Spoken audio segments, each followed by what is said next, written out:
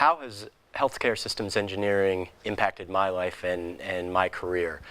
I've been a practicing physician for coming up on 20 years, and during that time I've always been intrigued by the interplay and the interdependency of the systems in which I work. The emergency department, the hospital, the post-acute care units that we'll sometimes send our patients to,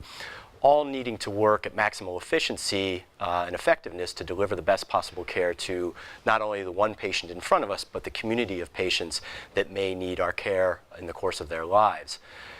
HSE really provided me with, one, the tools to optimize the care, whether that be a specific class such as optimization, where we learn how to take a specific problem, i.e. nursing schedule, physician schedules, and come up with the optimal solution for that issue. Or, as another example, a class like simulation, where you take a system with some degree of uncertainty, like an emergency department or an operating room, and factor in some of the things that we have to think about that may impact the efficiency and effectiveness of that system, and then are able to subsequently pull out or add in pieces of uncertainty and change and model what those impacts might look like. So that was a big piece, learning those specific tools to apply in my daily work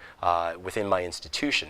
The second piece was really to be the bridge between the engineers who know those tools, live them and breathe them every day much better than I'll ever be able to do, and the clinicians who practice, recognize that the systems in which they're working aren't functioning to the full effectiveness, and really provide the bridge and